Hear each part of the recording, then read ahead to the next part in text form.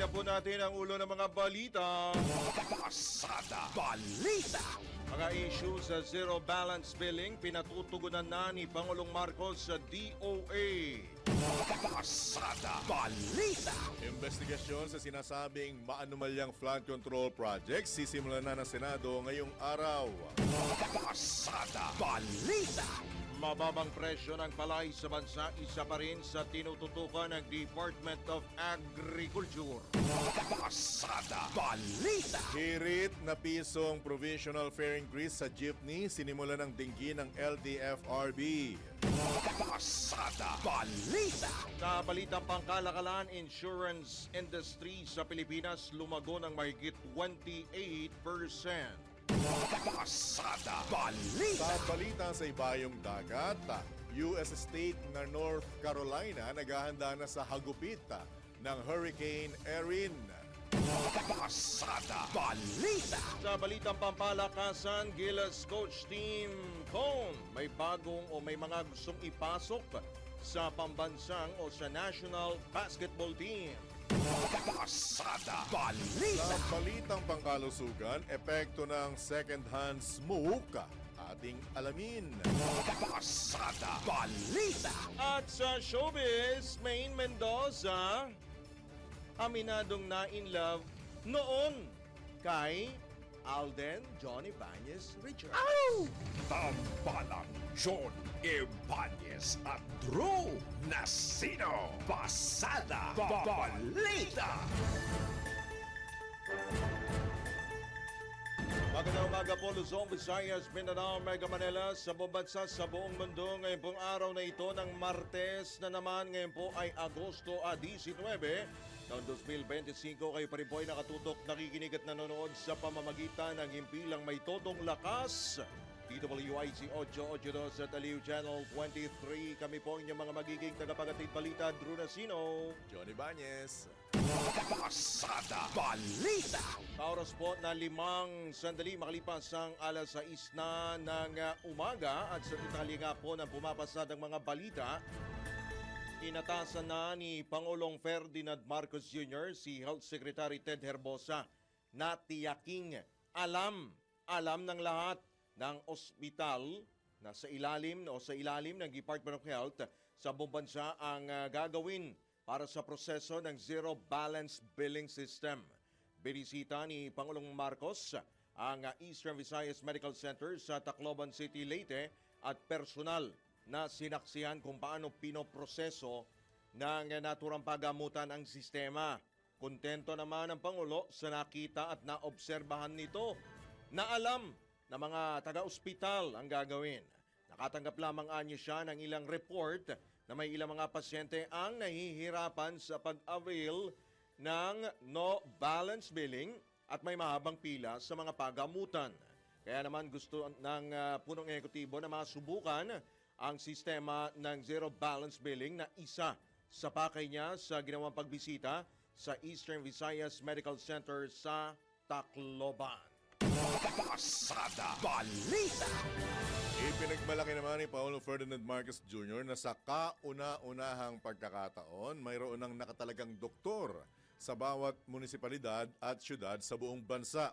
Sa turnover ceremony ng mga patient transport vehicle sa Leyte, sinabi ng Pangulo na malaking hakbang ito upang maipaabot ang serbisyong pangkalusugan sa mga komunidad. Dagdag pa ng Presidente, ito rin ang dahilan kung bakit patuloy siyang nananawagan sa mga healthcare worker na bago ibang bansa, maglingkod muna sa Pilipinas. Ang hakbang na ito ay bilang tugon na rin sa direktiba ni Pangulong Marcos na pagandahin at palakasin ang healthcare system dito sa bansa. Pasada Balita. Malapit nang matapos ng Philippine Charity Sweepstakes Office ang pamamahagi ng ambulansya sa mga lokal na pamahalaan sa buong bansa. Ayon kay Pangulong Ferdinand Marcos Jr., halos 1,200 patient transport vehicles o PTVs na ang naipamahagi sa mga lungsod at bayan mula sa kanilang target na mahigit 1,600 ngayong taon. Sinabi rin ng Pangulo na kasado na ang handa nang simulan ng PCSO ang ikalawang sigwada ng distribusyon ng mga ambulansya bago matapos ang 2025. Nabatid na bahagi ang naturang programa na patuloy na pagpapalakas sa healthcare system ng bansa. Pasada Balita. Pahaharapin ng Senate Blue Ribbon Committee sa isasagawang investigasyon tungkol sa sinasabing maanumalya at palpak na flood control project sa mga opisyal ng 15 construction firms sa sinasabing nakakuha ng pinakamalalaki at pinakamaraming kontrata. Imbitado sa idaraos sa pagdinig ang presidente, manager, proprietor ng sumusunod na mga construction firm. Legacy Construction Corporation, Alpha and Omega General Contractor and Development Corporation, St. Timothy Construction Corporation, QM Builders, EGB Construction Corporation, Top Notch Catalyst Builders Incorporated, Centerways Construction and Development Incorporated, SunWest Incorporated, Hightone Construction and Development Corporation, 888 Construction and Supply Incorporated, Royal Crown Monarch Construction and Supply Corporation, Wawaw Builders, MG Samidan Construction, LRTK Builders Incorporated, at Road Edge Trading and Development Services. Nauna nang ikinabahala o nabahala si Pangulong Ferdinand Marcos Jr.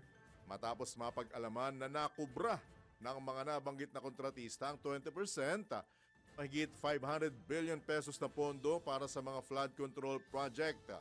Imbitado rin sa pagdinig sina Commission on Audit Chairman Gamaliel Cordoba, Public Works Secretary Manuel Manny Bonoan, at Budget Secretary Amena Pangandaman, gayon din ang iba pang mga opisyal ng DPWH, DBM at Metro Manila Development Authority o MMDA.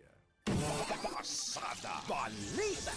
Oras po na 10 sandali makalipas po ang ika-6 na ng umaga at sa kaugnay pa rin pong balita, yun nga pala hong flood control project dyan po sa Oriental Mindoro na sinuri ni Governor Bons Dolor. Ayan po pala ay proyekto nung dalawa doon po sa 15 top, yung top 15 contractors po na binanggit ni Pangulong Bongbong Marcos.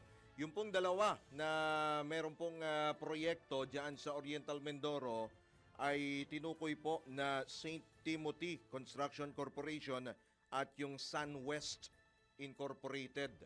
So yan po yung dalawang contractor may proyekto po doon sa Oriental Mindoro kung saan na harang po, una pong naharang si Governor Bons Dolor at una na nga pong sinibak ng DPWH Mimaropa yung project engineer po doon sa naturang proyekto.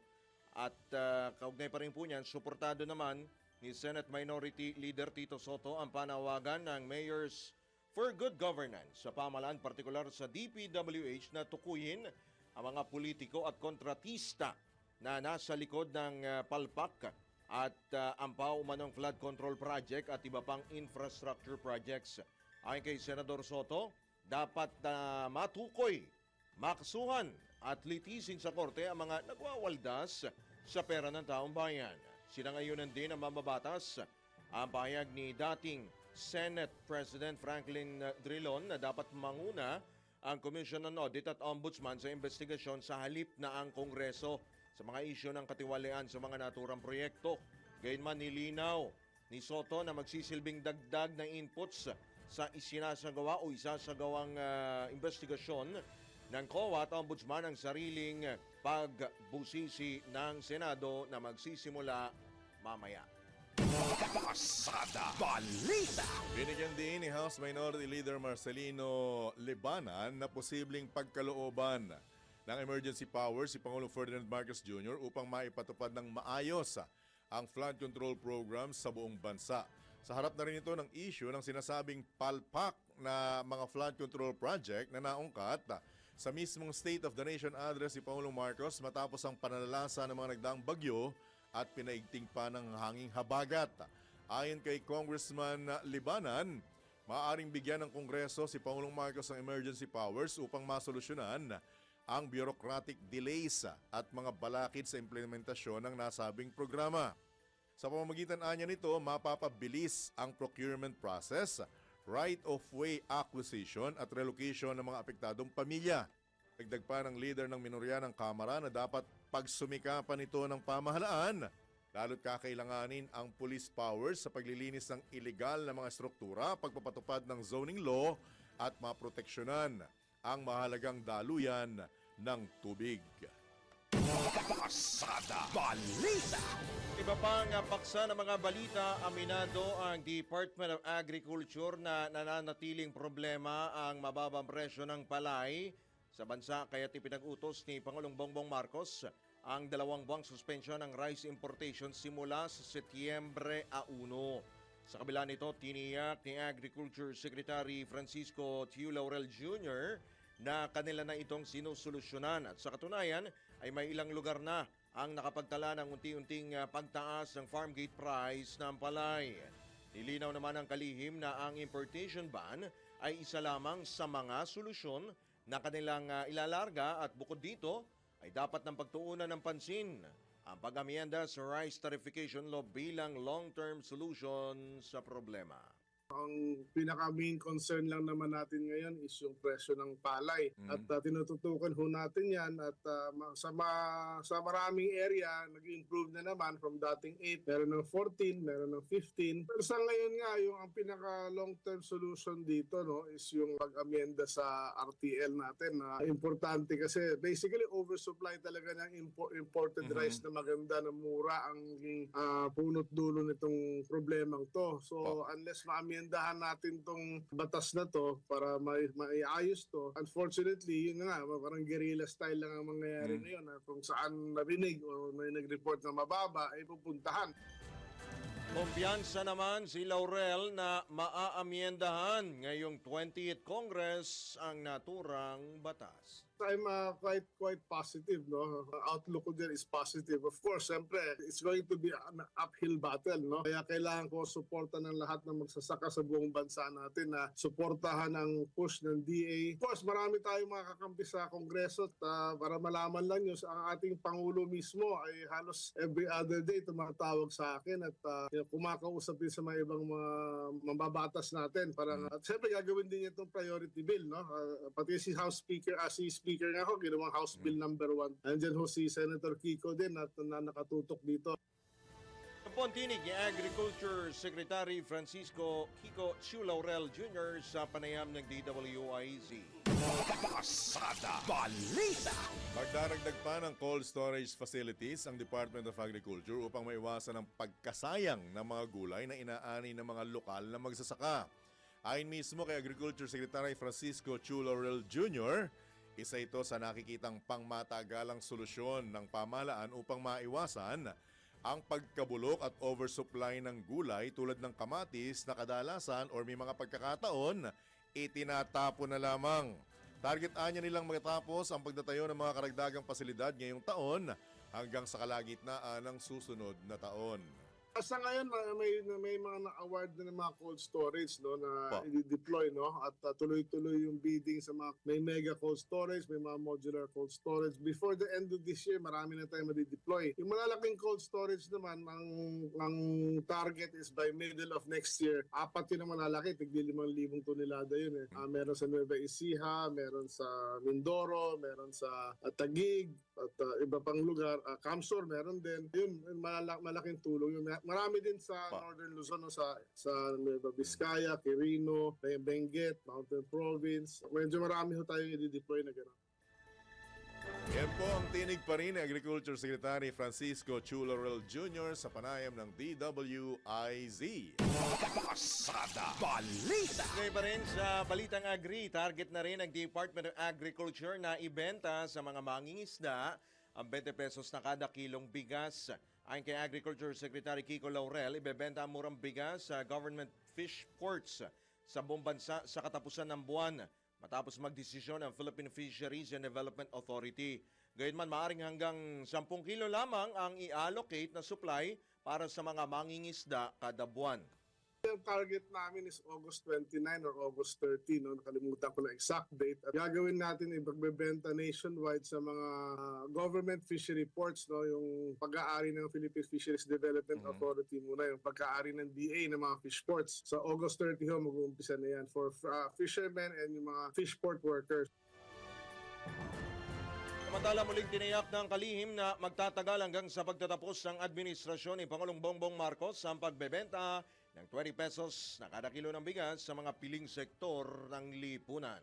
Hanggang 2028, as long as the Marcos administration is nakaupo, ay nandyan ho yan. At although may limit ho sa ngayon na 10 kilos per month yung bibigay natin per farmer or farm worker, no? Parang per household ho yan. Yan po muli ang tinig ni Agriculture Secretary Kiko Laurel sa panayam ng DWIZ.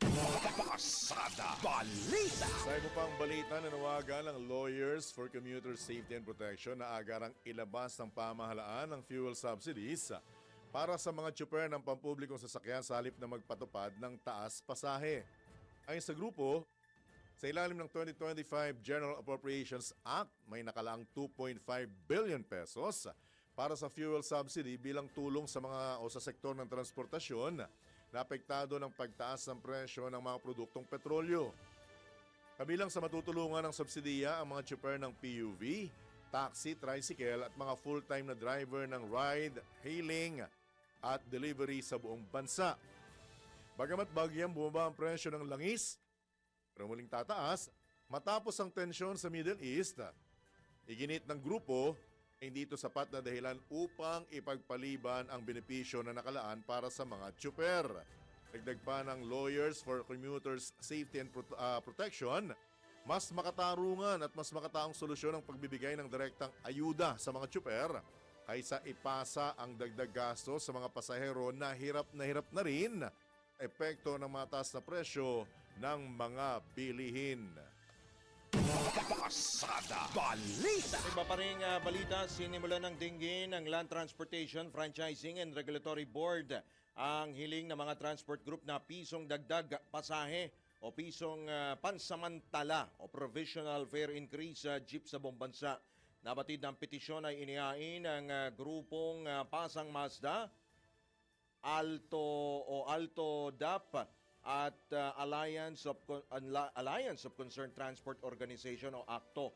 Ayon sa mga grupo, isa sa mga dahilan ng kanilang petisyon ay ang inaprobahang provisional 1 peso fare hike na nauna nang ibinigay ng LTFRB noon pang October 2023. Idinahilan din ng Pasang Mazda, Alto dapat ACTO ang pagsirit ng presyo ng mga produktong petrolyo. Hindi sapat na fuel subsidy at ang naaprobahang 50 pesos na umento sa sahod. Gayunman, nilinaw ni LTFRB Chairman Attorney Teofilo Jojo Guadis III na kailangan pa pag-aralan ng ahensya ang hirit ng mga transport group at inaasa maglalabas sila ng resolusyon sa katapusan ng Agosto. Pasada Balita. Target na ng Bangko Sentral ng Pilipinas ang full rollout ng cashless payment sa lahat ng istasyon ng tren sa pagtatapos ng taon. Ayon kay BSP Deputy Governor Mamerto Tangonan, aarangkada rin sa LRT 1 at 2 ang digital fare collection na nauna nang ipinatupad sa MRT 3 noong Hulyo. Sa pamamagitan ng nasabing hakbang, magagamit na ng mga pasahero sa lahat ng linya ng tren ang payment methods tulad ng debit at credit card, e-wallet at QR code. Talukuyang nangipag-ugnayan na ang Department of Transportation at Light Rail Manila Incorporated sa mga bangko at service providers upang masigurong interoperable ang sistema sa lahat ng transit lane o line dito sa bansa. Pasada Balita. Samantala, abiso po sa mga motorista, nagsimula ng bumaba ang presyo ng produktong petrolyo. May dagdag bawas po sa presyo po ng mga produktong petrolyo. Sa magkakaiwalay na abiso, nagpatupad ng 80 sentimos na tapya sa kada litro ng diesel at 90 sentimos naman sa kerosene. 60 sentimos naman ang dagdag presyo sa gasolina. Epektibo po ang price adjustment kanina pong alas 6 ng umaga. At kabilang po sa mga nagpatupad ang Shell, Sea Oil, Petrogas, Caltex, Jetty, PTT, Uni Oil, Flying V at Petron. Habang mamayang alas 8 naman ng umaga ang Clean Fuel. Itinurong dahilan ng Department of Energy ang pagtaas ng produksyon ng petrolyo sa world market at ang pulong ni na US President Donald Trump at Russian President Vladimir Putin. Pasada Balita. Sa pagkakataon po ito mga kabalitaan-kabalitaktakan, tumanggap tayo ng mga pag-uulat mula sa labas ng himpilan. Ilang senador nagtalo sa paghahalal ng mga senado o ng mga senador para sa Commission on Appointments. Makapangyarihan po ang kupong ito. Sino ba sila? Kami natin ang detalye mula kay Patrol 19, Cele Ortega Bueno. Nagkaroon muna ng pagtatalo sina Senate Majority Leader Joel Villanueva at Senate Minority Leader Tito Soto bago nakapaghalal ng 9 na senador na magiging miyembro ng Commission on Appointment. Batay sa Constitution, 12 senador at 12 kongresista ang magiging miyembro ng CA at ex-officio chairman ang Senate President. Umalma si Senator Soto dahil batay niya sa Constitution at sa Supreme Court rulings, ang SC membership ay batay sa membership o affiliation ng mga senador sa political parties at organization. Ikinagalit din ni Soto nang bulagain sila ng nomination ni Villanueva sa majority black senators at sinasabing dapat inirerespeto sila sa minorya dahil hindi naman sila salimpusa lang sa Senado. Naresolba ito matapos magkokus sa mga senador. Hindi tumutol si Soto sa eleksyon ng 9 na senador na magiging miyembro ng CA matapos iurong ni Senator Alan Peter Cayetano ang kanyang nomination para maging CA member. Sinabi ni Cayetano na nagwi-withdraw muna siya sa ngayon para ma-elect na ang 9 at hanggang magkaroon ng consensus sa tamang presentation ng Senado sa CA. Nahalal na miyembro ng Commission on Appointment sina Senators Bato de la Rosa, J.V. Ejercito, Jingo Estrada, Bongo, Rodante Marcoleta, Senator Amy Marcos, Senator Raffy Tulfo, Joel Villanueva at Senator Mark Villar. Iginiit ni Senate President Chis Escudero na kukumplituhin nila hanggang sa Miyerkules ang eleksyon ng mga miyembro ng Commission on Appointments. Ito si Patrol 19, Cele Ortega Bueno, para sa impilang metodong lakas sa DWIC. Nagbabalita ng tama, naglilingkod ng tama. Kapag may bagong balita, naka-on air, agad-agad, DWIC Patrol Report.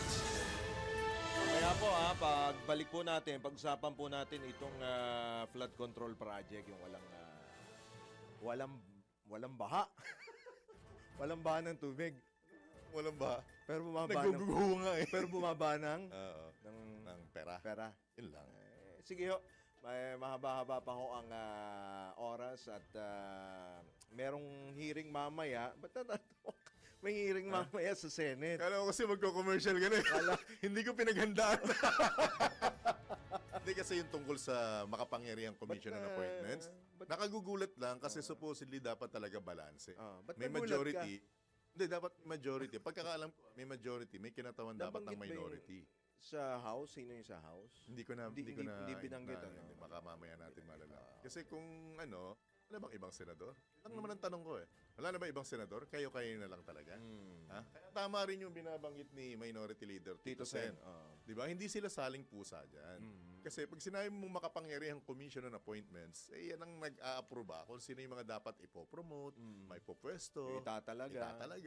Kailangan din ang kinatawan ng minorya dyan. Oo naman. Para balanse. O hindi yung puro kayo na lang. From lower house To the higher house. Ayusin mo yung pagkakabanggit. Sige. Di ba? Ayan na, sumisenyas na sa atin yung Supreme High. Supreme High. Ang ating pong higher ups mula po sa ating impilan. O siya, tayo po ay magbabalik. Makalipas lamang po ilang mga paalala. Oras po natin! Supreme Higher Institution, Dr. Rener Cantihino, 27 sandali makalipas ang ika-6 na ng morning. Oras. Oras po naganap na alas 6:31 na po ng umaga sa pagpapatuloy pa rin po ng Pasada Balita ngayong araw po na ito ng Martes. Pag-usapan nga po natin, kagaya po ng binabanggit natin kanina, ito pong flood control projects. At kabilang nga po doon sa binanggit po ni Pangulong Bongbong Marcos ay yung Isabela, kabilang po sa may pinakamarami pong flood control projects. Ilinawin ho natin kung ano nga ho ba ang katotohanan sa likod po ng ulat po na ito ng Pangulo. Nasa kabilang linya po natin ang gobernador ng Isabela, si Governor Rodito Albano III. Magandang umaga po, Gov. Welcome po muli sa DWIZ Channel 23. Drew Nasino po at Johnny Banez. Morning, Gob. Yes, magandang umaga, Drew. Magandang umaga, John. At saka sa lahat ng nagkapakinig mo, magandang umaga. Apo, long time no here, Gob. Kamusta na po kayo? Yes, long time. Long time no see, long time no hear. Opo, Oo. salamat Pero po sa paplano sana si pagpapaula. Ryan para maka-reunion tayo. Okay. Opo, ay, speaking, Gov, kayo ho ba in-invite ng Senado Tungkol pa sa flood Hindi control pa project po? Hindi pa eh. Alam mo, John, Drew, at yan national project siya mga yan eh. So kami sa local, meron din kami pero hindi ganyan kalaki yung mga scale namin. Kami yung lang kami, nag-desilting kami ng mga creeks at saka mga streams Opo. dito sa lalawigan lang Isabela para hindi magbaha doon sa mga barangay nila at tumuloy yung daloy ng tubig papuntang Cagayan River. Opo, pero kayo po, ito yung binanggit po sa listahan ni Pangulong Marcos, pangatlo po Yeah. ang Isabela sa may pinakamarami pong flood control projects. Gov, ano ho Dapat, Gov. naging reaction niyo po rito? Ako nalulungkot nga ako eh. Dapat number one kami dyan sa In a sense? Ganon? In a sense na? Bakit? Gob. Drew John, tandaan nyo yung Cagayan River, ang pinakamalaking river dito sa, pinakamahaba river dito sa Pilipinas. Iyan ang number one. Sumusunod yung Rio Grande ng Mindanao. So, kung mapapansin mo, tuwing dumadaan ang bagyo dito sa Pilipinas, sa 10 bagyong dumadaan, 11 dumadaan sa Cagayan Valley. At pag tinamaan na ng LPA ang Camarines Sur, Camarines Norte, sigurado na may pumapasok na yung mga monsoon rains diyan dito sa taas ng Northern Luzon sa eastern side. Dito sa Pacific side na tinatawag. At saka since valley kami, makikita mo may mga rainforest kami magkabila. So yung daloy ng tubig papunta doon sa Bababa Cagayan talaga. River.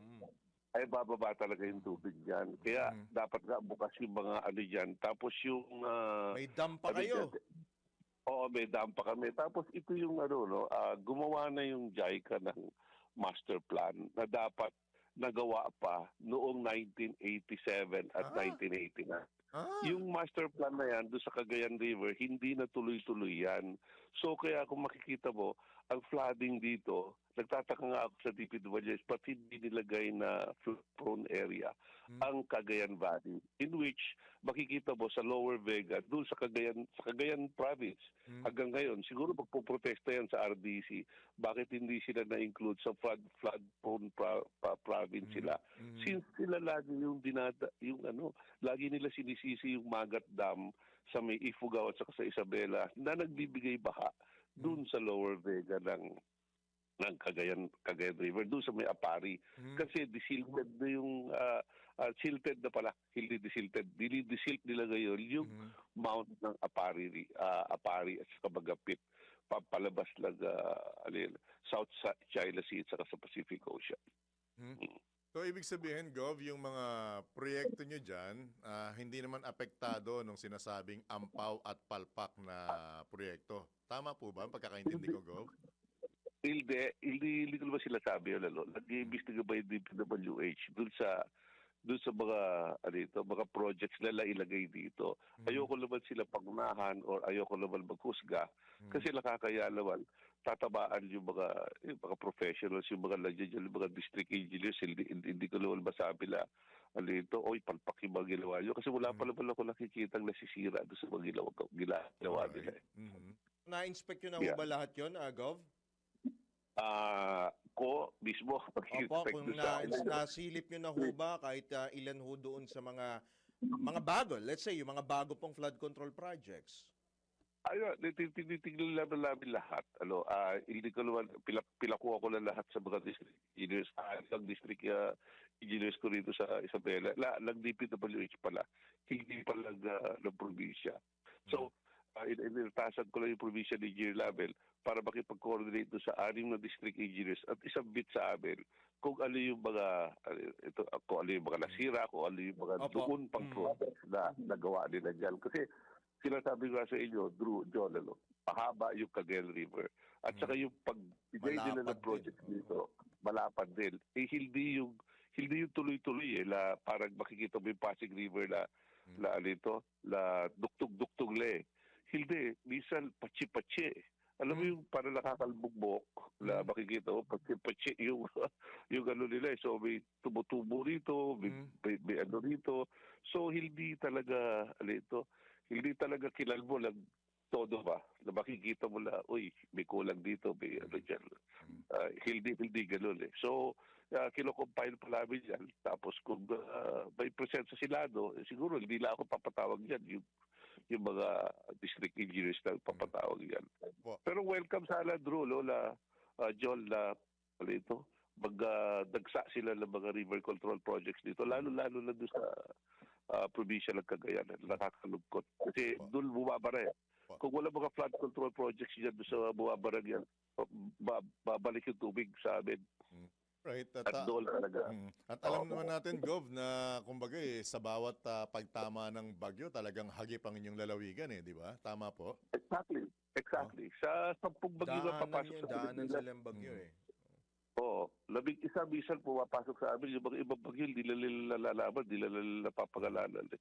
Alam mo naman ngayon, ang bagyo ngayon, John, Drew, umulag ka lang ng 3 araw.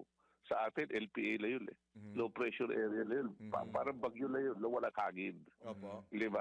Ganun na yung classification ng bagyo sa atin Ulan lang, dumagsa yung ulan lang todo, parang bagyo na rin yun. Kasi umaabot na signal number 5 na yung bagyo ngayon. Signal number 5. Dati, nung palola natin, signal number 3 lang Actually, yun ang malakas Opo, pinakamalakas para sa atin nung araw. Pero Gov, baka makakalimutan ko lang itanong, ang COA po, Commission on Audit, ay magsasagawa po ng fraud audit report sa Bulacan pa lang. Kayo ho ba, i-open din ho kung magsasagawa rin po ang COA ng ganyan pong hakbang sa inyo pong lalawigan? John, Drew, okay sa amin yan. Trabaho nila yan. Opo. Gumawa sila ng ganyan. Mabuti para sa ating bayan para makita natin kung saan bumaba yung pera ng taong bayan.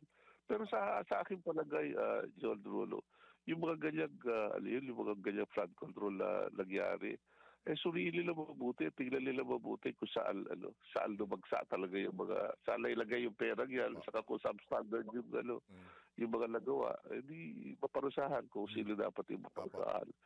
Right. Ano nga ako di ba, pati nga yung bridge ko rito, di ba, nasira, di ba?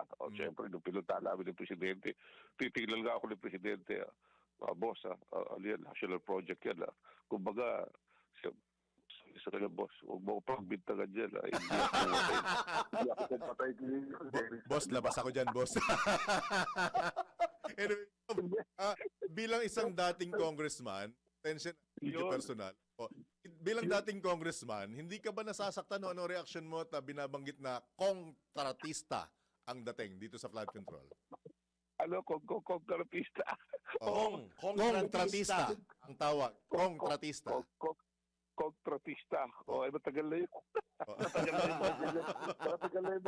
Mga nomenclature na ganyan sa congressman Matagal na yan. Kaya maalatin na rin yung mga congressman yun sa mga binabanggit na yan.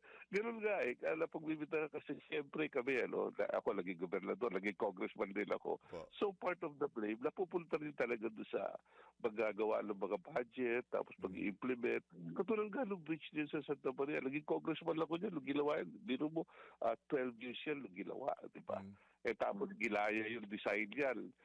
Alam na alam ko pag patawag ako Senado, pwede ko ikwento yan yung pagbagsak ng tulay. Pero, di ba, nangyari. So, dapat looking forward na tayo dyan, na tignan natin. At huwag na tayo magturuan kung sino may kasalanan kasi halos lahat yan may kasalanan dyan sa totoo lang eh. Okay. Alam mo yung mga nag-design, yung John Drew, ikukwento ko lang sa inyo yung tulay lelo. Sige Yung mo. nag-design yan eh. Hindi naman nag-design yan na nakuha niya lang sa palagilip niya na nag-design niya yan eh. May pinagkopyahan yan eh. Kaya lang ang problema, katulad nga na sinasabi ko lagi, kumuha ka lang, kunyari, kotse, no, para madali maintindihan ng ating mamamayan. Kumuha ka lang, design lang Toyota doon sa Japan, di ba? Po. Kasi Japanese bridge dapat yan eh. Kumuha ka lang, design lang Toyota Land Cruiser mo, kunyari, o Toyota Altis, di ba? Tapos, pinagawa mo dito sa Pilipinas, ang inutusan mo gumawa, kunyari, yung pinakamagaling na gumagawa ng rito, mga sasakyan, kunyari, yung Saraw. Mga nag-a-assemble. Oo, nag-a-assemble. Yung mga materials yan, hindi Tama. naman nagaling Japan. Tama. Di ba? Pina-assemble mo dito. Ano nangyari? Di syempre, babagsak yan katulad ng ginawa ng Mercedes-Benz. Dati, may Mercedes-Benz sa Korea, maalala mo, yung mga SUV nila na ginawa sa Korea ng mga Mercedes-Benz. O kinuha nila yung design doon sa Mercedes-Benz sa Germany, ginawa nila sa Korea. O ano nangyari doon sa kumpanya, lapalpak, di ba? Opo. Ganun kasi, iba yung kung mag-design sila doon, Tsaka iba, yung materials. kinukonsider mo lahat yung materials, di ba? Sama sa cost yun, costing eh. Siyempre, tapos yung cost mo pa dito, ginawa mo 12 years. Kung sa Shopee, Lazada ka nag-bid, di ba? Lahat na ng commercial, binanggit mo. Yari kami dito. Baka singiling kami rito, Gov. Pero, Anyway. Gov, baka... Opo. Sa Amazon ka nag-bid doon siya. Pero, Gov, opo, Yeah. baka meron ho kayong mga karagdagang panawagan, mga payo po sa mga kapwa nyo po, mga gobernador, mga halal po na opisyal na may kinakaharap po na ganito pong issue. And of course, sa DPWH, sa mga mamamayan, sa inyong pong mga kababayan dyan sa Isabela. Hindi, alam mo, sana tama na yung blame game. Kasi nasisira yung mga institusyon eh. Nagtuturuan tayo. Alam naman natin, lahat tayo may pagkakamali, lahat tayo dapat usap-usap muna, magkaroon ng basuri talaga na. Kasi ang hirap dito sa atin, John Drulo. Sisiyan ka agad eh. Hindi nila alam. May pagkukulang talaga lahat eh.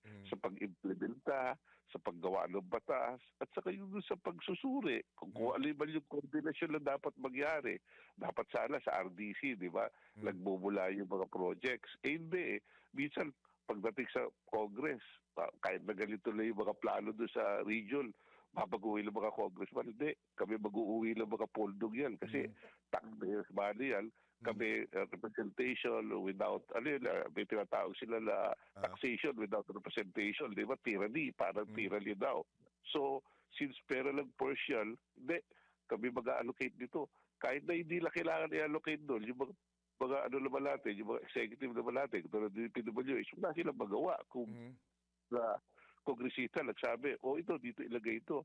Pati na rin yung gobernador, may sarili siyang kingdom, pero yung karamihan ng poldo niya, limited lang. Hindi katulad sa national, talagang palawak yung poldo nila. So, alam mo, para sa akin, John Drulo, tama na yung sisiyal eh. Upo na tayo. Alam naman natin yung pagkakamali. Ilang taon na tayo nakaupo dito eh.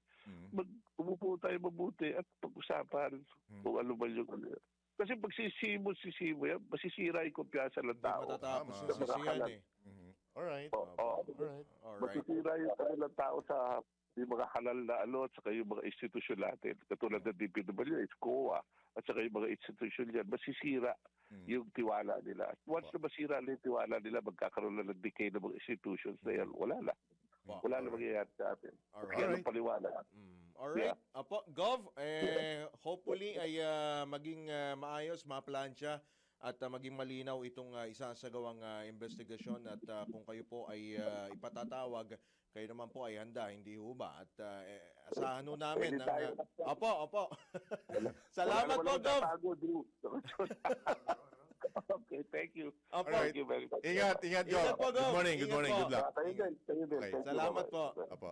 Yeah. Good luck po sa inyo, si Governor Rodito Albano III ng Isabela. Mukhang problema si Gub kasi may bara sa kanya. Mm. Barado yata ilong. Mukhang sinipon si Gub. Anyway, alam natin kaya nga siningit ko sa kanya dahil ang tagal ding naging congressman yan. Pero I agree with him na move on tayo pero managot ang dapat Actually, managot. Tigilan na yung sisihan, move on, parusahan yung mga dapat parusahan and then magkasundo na magkaisa para gawin yung itama yung mga pagkakamaling Ayun, natin. yun ang binabanggit niya. No? Lahat naman ay nagkaroon ng Tama. pagkukulang, pagkakamali. Di ba? So, acceptance. At saka, ano lang natin, kuyang yung sinasabi na kada turo mo ng isang daliri, yung tatlong daliri mo, pabalik sa'yo. Oo. Diba? Ganun yun Diba? Blaming game is not a Ang dami, one game. 341 yung flood control project sa Isabela. Kita mo, yun ang angulo ron. Oo. Masama ang loob ni Governor Arbano dahil dapat top 1 sila. Top 1 sila. Diba? Di tama naman Kasi sa kanila lahat ang tapo ng tubig yung ulan Cagayan Kabagyo. River, ang Diba? lapad yan. Mahaba yan, malapad yan. Tapos sa kanila, yung kabundukan pa ng Cordillera. May tapo ng tubig. Actually, Di ba?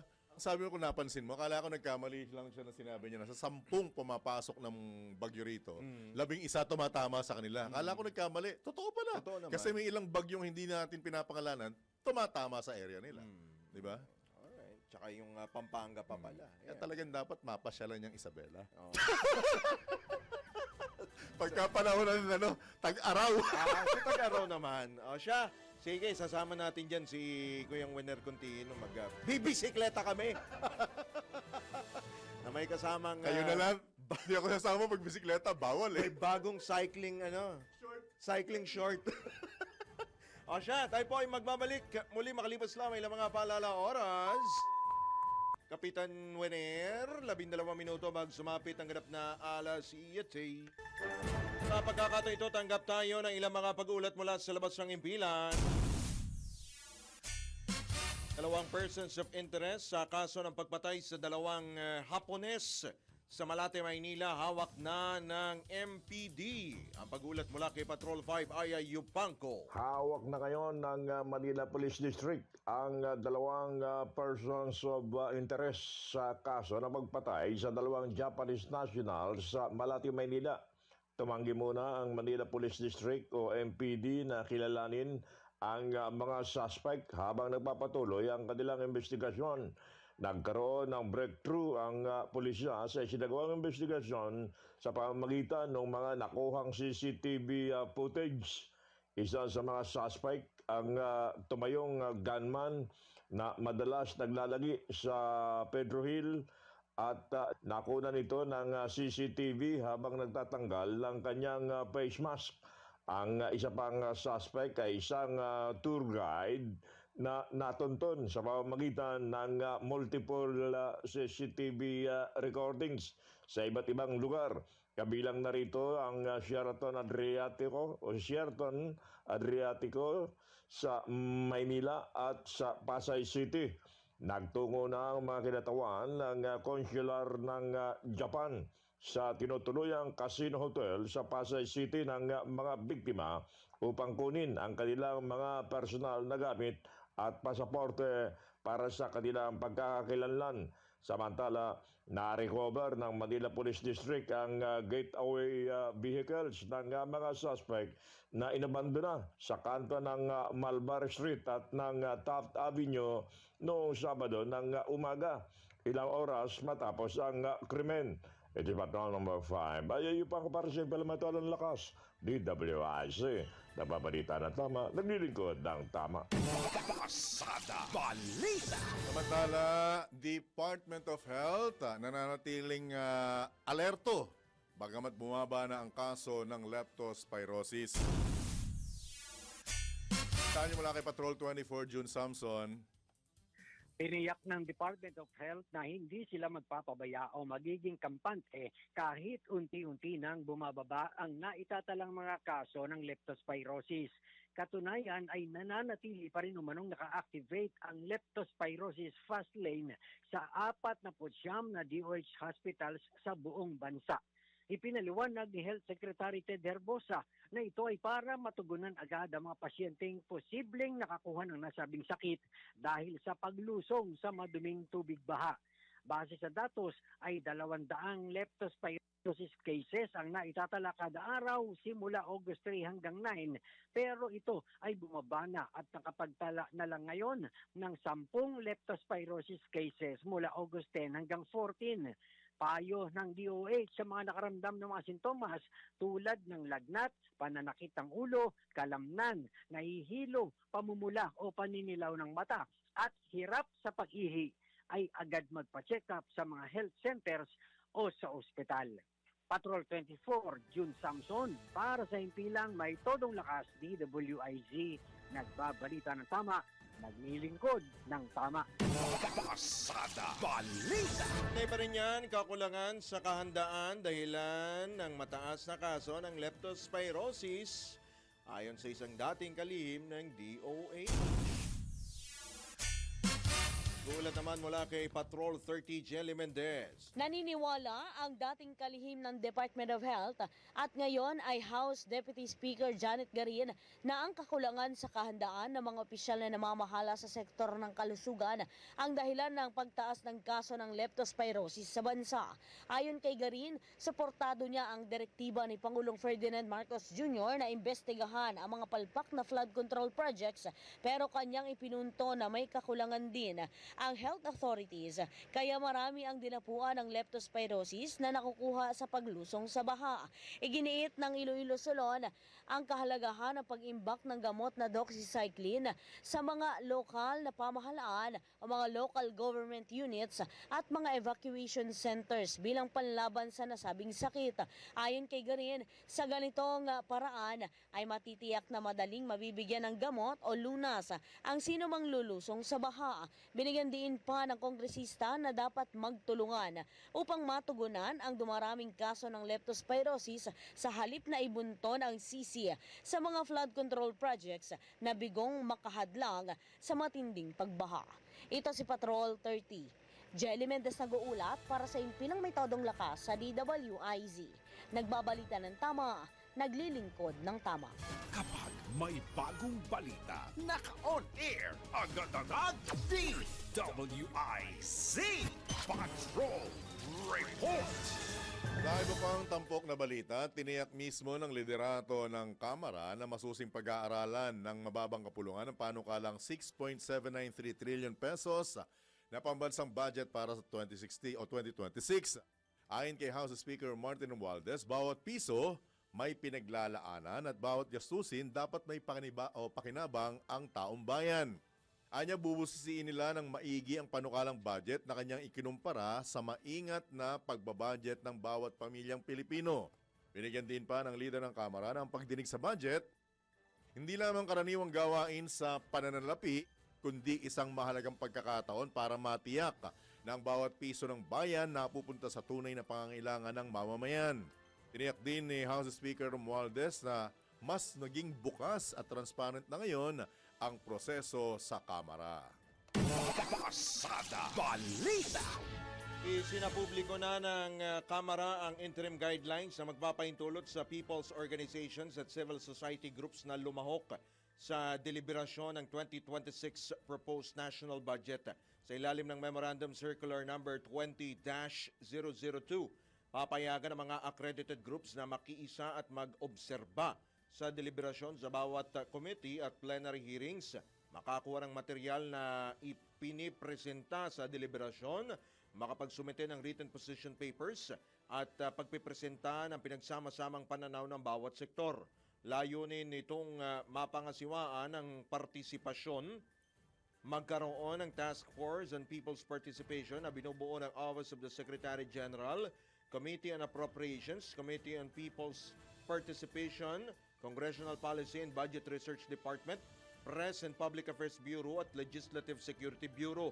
Kabilang sa mga gagampanan ng task force ang accreditation, pagpapakalat ng schedules at briefings, pag-agapay sa observers tuwing may proceedings at pagpapaikot sa submission sa mga miyembro at sa komite. 2 kinatawan kada organisasyon ang maaaring i-credit o i-accredit at magkakaroon sila ng access sa hearing, briefing at makapagsusumite ng position papers sa loob ng 2 araw. Inihayag naman ni Secretary o House Secretary General Reginald Velasco na magiging applicable ang interim rules para sa isang budget cycle at pagkatapos ay isa sa ilalim sa review ang implementasyon kasama ang civil society na layuning maisaayos ang framework sa pamamagitan ng House Rules o legislation. Pasada Balita. Tamay lamang po para po sa mensahe po mula po sa ating ama ng himpilan mula po kay Boss D. Edgar A. Cabang. Uli, balikan na po natin ang headlines. Pasada Balita. Pangulong Marcos, pinatutugunan na sa Department of Health ang mga issue sa zero balance billing. Pasada Balita. Investigasyon ng Senado sa sinasabing maanumalyang flood control projects aarangkada na ngayong araw. Pasada Balita. Department of Agriculture, tinututukan pa rin ang mababang presyo ng palay sa bansa. Pasada Balita. LTFRB sinimula ng dinggin ng hirit na pisong provisional fare increase sa jeepney ng mga transport group. Pasada Balita. Sa balitang pangkalakalan, insurance industry sa Pilipinas lumago ng mahigit 28%. Pasada Balita. Sa balita sa ibayong dagat, US state na North Carolina naghahanda na sa hagupit ng Hurricane Erin. Pasada Balita. Sa balitang pampalakasan, Gilas coach Tim Cone may mga gustong ipasok sa Philippine National Basketball Team. Pasada Balita. Sa balitang pangkalusugan, epekto ng second-hand smoke ating alamin. Pasada Balita. At sa showbiz, Maine Mendoza aminadong tinamaan na in love noon sa pambansang Bay na si Alden John Ibanez Richard. Tambalang John Ibanez at Drew Nasino. Pasada Balita. Oras po na 4 na sandali makalipas ang ikapito ng umaga sa pagpapatuloy pa rin ng ilang pang mga balita. Kulang ang 6.793 trillion pesos na pondong nakalaan para sa sektor ng kalusugan, edukasyon at social security pero walang mapagkukunan para dagdagan ito. Ito ang inamin ni Budget Secretary Amena Pangandaman matapos questionin ni House Deputy Minority Leader Chel Jokno ang halaga ng pondong nakalaan sa mga nasabing sektor. Iginiit ni Akbayan Party List Representative Jokno na ang mga pondong inilaan ng pamahalaan sa bayan ay hindi sapat base sa international standards. Kung ibabatay sa international standards, dapat ay 4 hanggang 6% ang gross domestic product o GDP ang nakalaan para sa edukasyon, 5.1% sa social protection, habang 5% GDP para sa kalusugan. Pero 3.5% lang ng GDP ang inilaan para sa edukasyon, 2.2% sa social protection, habang 1% lamang sa health sector. Kaya tanong ni Jokno, bakit pa ulit-ulit na tila ang pamumuhunan ng pamahalaan para sa tao ay laging kulang? Pasada Balita. Inilunsad ng PhilHealth ang bagong programa na Yakap o Yaman ng Kalusugan para Malayo sa Sakit program na layong matulungan at maalagaan ng mga Pilipino laban sa anumang uri ng karamdaman. Sa panayan ng DWIZ, ibinida ni PhilHealth Acting Vice President for Corporate Affairs Group Mr. Ray Balenya ang rebranding at enhancement ng dating konsulta package na magbibigay ng karagdagang gamot, libreng cancer screening at libu-libong accredited Yakap clinics. Pong mga gamot, dati-rati ay 21 drugs and medicines lang ang saklaw natin. Ngayon ay 75 na po, nadagdagan niya ng 54 na mga essential drugs and medicines. So, gayon din, idinagdag din dyan yung cancer screening. Kaya napakaganda nito sapagkat hindi na kailangan maghintay tayo na merong sintomas na lalabas, no? Kung talagang kailangan ng ma-cancer screening yung isa nating kababayan at ito'y inirekomenda ng kanyang doktor kung saan siyang Yakap Clinic nakaregister, ay libre po ito. As we speak, no, ay meron na tayong kabuuang 3,582 Wow. na mga accredited Yakap Clinic sa buong bansa. Binigyang din ng PhilHealth na bahagi ng YAKA program ang paglalaan ng 20,000 pesos sa bawat pasyente kada taon na makatutulong sa magiging gastusin ng bawat Pilipino. Pagka tayo'y talagang kailangang uminom ng gamot at ito ay nireseta ng atin pong doktor doon sa Yakap Clinic na napili po natin, ay meron tayong i-charge yan sa 20,000 kada pasyente kada taon. At ito po ay kukunin sa ia-accredit nating mga pharmacy o boutique. Para sa mga katanungan, inaanyayahan ni Ginoong Balenya ang publiko na bumisita sa pinakamalapit na PhilHealth offices o tawagan ng kanilang official websites at landline. Mahalaga po na malaman po ninyo yung pong mga touch points natin, no?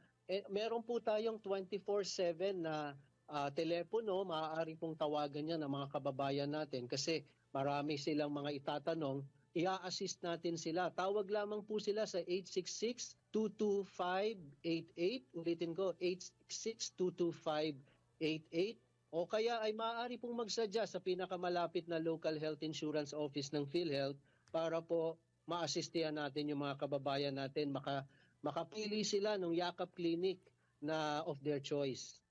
Yan naman po ang tinig ni PhilHealth Acting Vice President for Corporate Affairs Group, Ginoong Ray Balenya, sa panayam ng DWIZ. Pasada Balita. Babambalita, pansamantalang pinatanggal ni Customs Commissioner Ariel Nepomuceno sa website ng Bureau of Customs ang Online Duty and Tax Calculator. Layunin nitong mapahintulutan ang system improvements at maging mas malinaw, reliable at kapaki-pakinabang ito sa mga pangangailangan ng publiko. Ayon kay Commissioner Nepomuceno, nakabase sa Customs Modernization and Tariff Act at mga kaugnay na regulasyon ang pagkukompute ng ipinapataw na duties and taxes. Bagaman nakapagbibigay anya ng estimate ang kasalukuyang duty and tax calculator, hindi naman makikita rito ang lahat ng bayarin na nire-require ng batas kahit nagdudulot ng kalituhan kung ikukumpara sa final assessment na babayaran. Dagdag pa ni Commissioner Nepomuceno na dinedevelop na ng BOC ang improved version ng naturang sistema na regular na i-update para maiwasan ang kalituhan. Nag-ugat po ang pahayag ng Customs sa kanila pong duty and tax calculator doon po sa reklamo ni What Happened Bella? Yeah. Ni What Happened, Bella Bella? Padilla, yung iyong cousin, Mhm. 'di ba? Na ang laki pala ng binayaran, ano? Oo. Kasi nga, yung courier ang nagpatong ng malaki. Oo. Diba? Kaya pala nung umorder si Wenner Contihino ng tanga doon from... Ba't natatawa ka? Ang dumating, Band-Aid na lang. Ang mahal, no? Grabe, no? Grabe. Ano mo yun? Kaya pala ganun siya maglahat. Nakatangga pa lang. Ano bang ano yon? Anong... Uy, tama na. Baka mabiso natin si Dr. Wenner Contihino. Wala na magpa-check up dyan. Oo nga naman. Grabe ang mahal, no? Pati yung sa... Kaya dito na lang ako bibili. Sa Taytay, pwede mo. Divisoria, di ba? Ano naman sinasabi mo? UK eh. Ang mga UK. UK. Pero mas mahal pa rin yung 30,000 Siyempre. na pamasahe sa Siargao. Papuntang Siargao? Siargao? OA yun ha? OA. 30,000. Hindi ako matuloy-tuloy eh. Ha? Una, ayaw mo ako payagan. At sa latest mula sa Filipino Mirror, nakauwi na ng bansa. Oy, good news to. Ang 40 overseas Filipino workers na nabiktima ng human trafficking sa Nigeria makatatanggap ng welfare assistance at reintegration services ang mga nasabing OFW sa ilalim ng Whole of Government approach ni Pangulong Ferdinand Bongbong Marcos Jr. Personal naman ang sinlubong ni Migrant Worker Secretary Hans Leo Cocdac ang naturang mga biktima. Pinasalamatan din ng kalihim ang lahat ng tumulong para makauwi na ang 40 mga OFW. Kabilang sa pinasalamatan ng kalihim ang Nigerian authorities at iba pang local partners ng DMW. Pasada Balita. Samantala, tinututulan ng Alliance of Concerned Teachers o ACT ang plano ng Department of Education na dagdagan ang presensya ng mga pulis sa mga paaralan. Ayon kay ACT Chairperson Vladimir Quetua, hindi matitigil matutuldukan ng mga pulis ang karahasan sa kabataan at maaring magdulot pa ito ng militarisasyon sa mga eskwelahan. Ang mga paaralan anya ay dapat sentro ng pagkatuto at hindi extension ng mga police camp. Kinwestiyon din ng grupo ang record ng pambansang pulisya kabilang ang pagkakasangkot aniya sa extrajudicial killings, paninindak sa mga aktivista at paglabag sa karapatang pantao. Pasada Balita.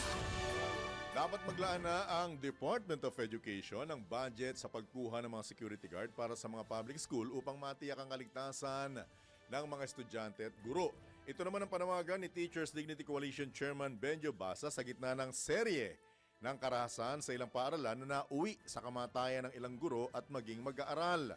Bagamat suportado anya nila ang pagtulong ng DILG sa pagbibigay seguridad, responsibilidad pa rin ng DepEd na tiyakin ang kaligtasan ng mga paaralan sa pamamagitan ng paglalaan ng pondo sa pagkuha ng mga gwardya lalo't ang nasabing departamento ang may pinakamalaking budget bawat taon.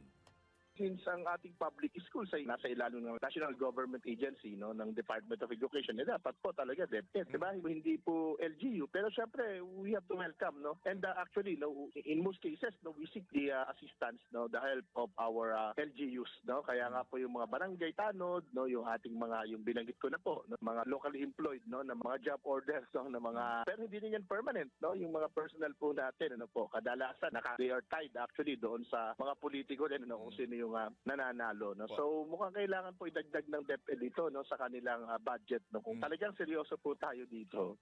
Bukod dito, umapela rin si Basa sa DepEd na magdagdag ng mga professional sa mga paaralan gaya ng mga guidance counselor upang matutukan ang mental health ng mga estudyante at guro. Isang strategic niya, gaya po ng sinabi ko kanina, kinakailangan din, paunlarin natin yung mental health at psychosocial services dito sa Department of Education sa pamamagitan ng pag-hire ng mga professionals, guidance and counseling professionals, mental health professionals, para iproseso. Kasi iba na yung generation po ngayon, ang daming influence. Pag nasa school na, hindi na rin natin alam kung saan nanggaling yung kanilang mga influence. Kaya kinakailangan po sasaluhin butin talaga. Yan naman po ang tinig paliwanag ni Teachers Dignity Coalition Chairman Benjo Basas sa panayam ng DWIZ. Pasada Balita.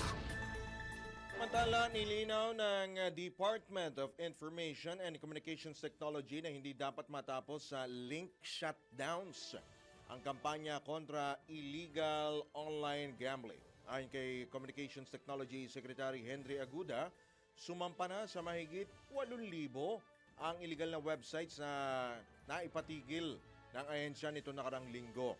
Kaugnay nito, mahigpit naman binabantayan ng DICT ang mga e-wallet platforms upang matiyak na tinanggal na nila ang mga link at icon ng illegal gambling sa kanilang apps.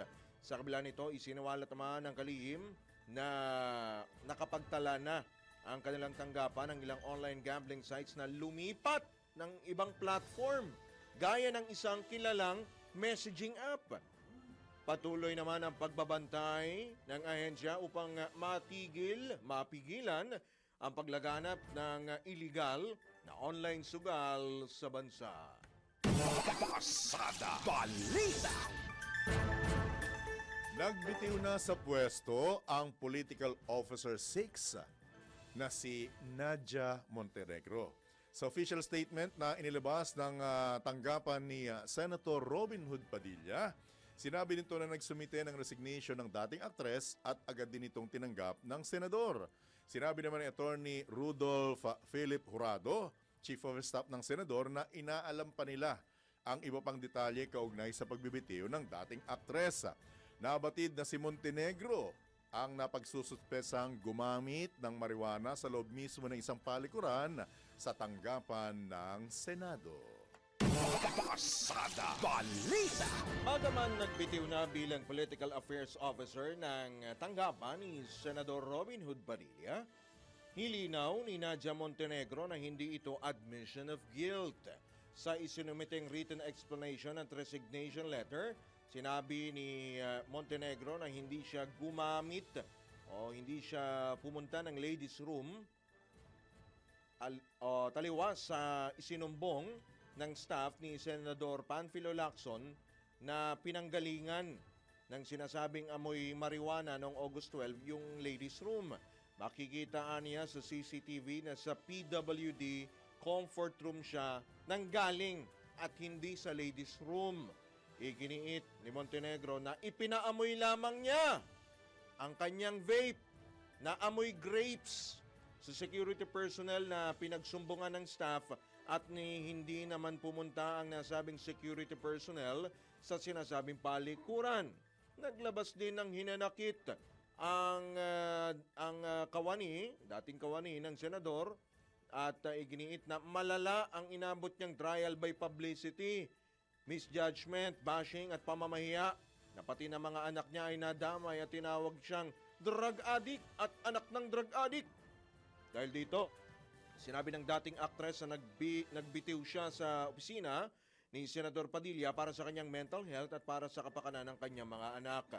At dagdag pa niya, dagdag din niyang pagpapakita ito ng respeto sa Senado at sa opisina ng mambabatas ang kanyang pagbibitiw para rin hindi na anya lumaki pa ang issue at hayaan ang mataas na kapulungan na tumutok sa mas mahalagang trabaho. Pasada Balita. Ang dahilan niya ay sa PWD comfort room. Doon daw siya nanggaling. PWD ba siya? Hindi, wala man siya binanggit. Unang-una, yun ang tanong ko, PWD ba siya? Wala namang problema kung PWD ka. Ang pangalawa, yung pag-quit, hindi admission of guilt. Okay, hindi na natin ko-questionin doon. Ang tanong lang natin, doon ba nagtatapos yung istorya? Doon na po ba nagtatapos sa pagre-resign ng dating actress ang istorya? O kinakailangan ng mas malalimang investigasyon? May drug test Diba? daw na, mandatory drug test Diba? sa Senate. Ano ngayon ang lumalabas dyan? Di ba? Yung angulo. And at the same time, pumutok yung salary grade. Huwag natin kalimutan, ha? Kasi binabanggit po na base sa social media na ipinost, ang salary grade po ni Anong number Binibining Nadia, SG ano siya? 24? 24. Tama ba? Dino-double check ko ha? 24. Tama. 24. SG 24. Opo, at alam niyo po ba ang katumbas nito, mga kabalitan, kabalitaktakan?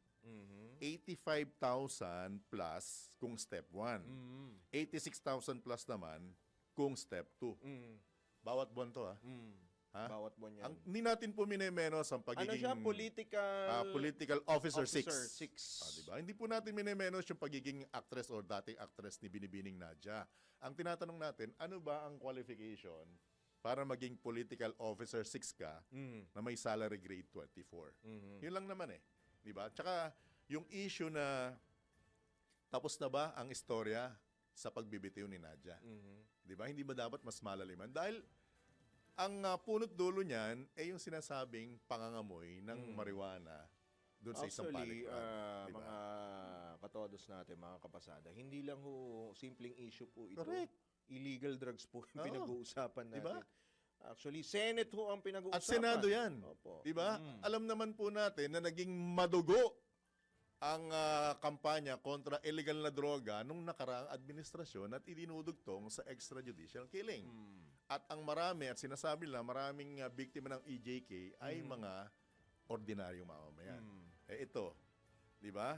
Dating actress, may personalidad, political officer 6 na may salary grade 24, at sinasabi nangyari sa loob mismo ng palikuran ng Senado. So, doon na lang po ba na matatapos ang kwentuhan na ito? Ang storyang ito? Ano ba purpose nito? Dapat maging... pag-ordinaryo, kulong? Maging malinaw po yung issue po na yan. Actually, hindi naman... kahit sang sulok ng ang pinupunto ho diyan mismong Senado. Correct. Nasa banyo ka man, labas ka man ng banyo, but Senado. the institution itself, Oo. 'di ba? Yung imahe po ng institusyon, yung imahe po ng mataas po na kapulungan ng Kongreso po ang nasa balag po ng alanganin. At isa pa, At kina-question. di ba? Isa pa, Yung di ba credibility dumating sa nila. puntong ipinananawagan nyo yung follicle at saka drug testing sa pinakamataas na leader ng bansa. Mhm. Tapos ito, pagdating sa pagkakataon ito, parang ang daming nanahimik. Mm. Di ba? Ang daming hindi kumuda. Yep. O, asan kayo ngayon? Hello? Dapat eh. Where na you? Ayan, yung may papatupad po na random drug testing ang Senado. Yan po ang tiniyak ni SP Cheese Escudero. Hinintay ko nga si Attorney Harry Roque na magbubusa na naman sa Abangan mo sa natin. SOCMED kung anong magiging say niya rito. Abangan ho natin Hintay ko ang siya. magiging susunod po na kabanata mula po dyan sa Higher House. Pasada Balita. Magbabalik po muli ang Pasada Balita makalipas lamang ilang mga paalala oras. Senator Supreme High Wener Contihino. Oras natin, 22 sandali makalipas ang ikapito ng morning. Main Barreto. Hindi lang sa mga local government unit at pampublikong institusyon ang tinutulungan ng Philippine Charity Sweepstakes Office o PCSO. Kasama rin sa kanilang mga programa ang mga pribadong institusyon tulad ng Bahay Ampunan at Home for the Aged. Sa ilalim ng Institutional Partnership Program o IPP ng PCSO, maaaring mag-apply ng financial assistance ang mga pribadong institusyon na nagkakahalaga ng 300,000 pesos hanggang 1 milyong piso. Binanggit rin ni Ms. Leslie De Abanico, Social Welfare Officer ng PCSO, ang ilan sa mga coverage ng naturang financial assistance. Pakinggan natin ang ating panayam. So included po doon yung nutritional meals, additional yung mga pagkain po gaya po ng gatas kasi pag babies po may specific na kailangan na po nila ng supplement o gatas talaga para sa growth po nila. So isa po yun sa ating binibigay na assistance sa ating programa. Tapos po speech and physical and occupational therapy. Ito po kasi ay nakita rin namin na sa makabagong panahon natin ngayon, dumadami po yung mga bata na nangangailangan ng therapy. So isa rin po yun sa ating tinutugon. And then yung programs po nagpo-promote ng physical wellness ng mga clientele natin sa mga institutions. Para sa dagdag impormasyon at mga requirement na kailangan para sa IPP, bisitahin lamang ang pcso.gov.ph. Para sa report na hindi umuurong sa pagtulong, Main Barreto nagbabalita ng tama, naglilingkod ng tama. Pasada Balita. Samantala, alam nyo ba na ang katumbas ng bawat taya sa Philippine Charity Sweepstakes Office o PCSO ay kawang-gawa? Sa bawat ticket mo, sigurado may matutulungan kang kababayan natin sa kanilang pangailangang medikal. Dahil sa PCSO, basta't kawang-gawa at pagtulong, hindi kanila uurungan. Kaya't palagi pong tatandaan, ang bawat taya may kawang-gawa. Papalakas ng papalakas. Health is the best wealth sa mga working millennials na may kakaibang challenge pagdating sa kalusugan sa panahon ngayon. Body wellness, mental wellness, at financial wellness. Be sure balance ang lahat sa DWIZ Life Balance. Kasama sina Daryl Justin at Gia Rafael. Monday to Friday, 6 p.m. Tambalang John Ibanez at Drew Nasino. Pasada Balita.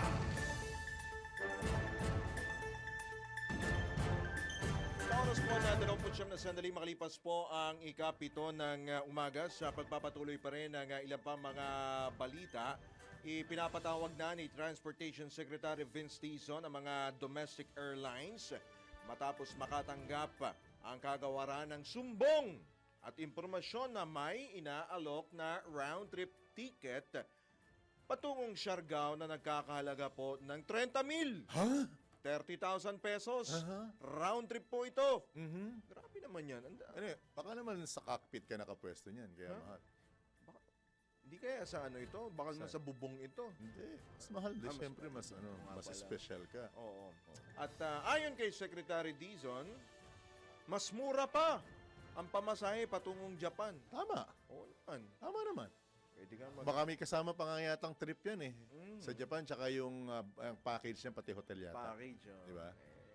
Nais po ng kalihim na pulungin ang mga airline upang talakayin kung paano maibababa ang airfare papunta sa mga local destination. Yung Batanes nga, mahal din eh. Hindi, in fairness naman kasi sa Batanes, kuya, Grabe iba ang yun. ano doon. Ah, iba bagay. ang atmosphere. Tsaka Iba, yung, oo, iba. yung palo ng hangin doon, di ba, ang ikli lang ng airport nila. Specialized yung ikli mga lang, aeroplano doon eh. specialized. In fairness naman, kuya. Huwag mo i-compare Bakit? yung Parang may- Batanes. di ba? Kasi hindi ka pa rin napupuntahan.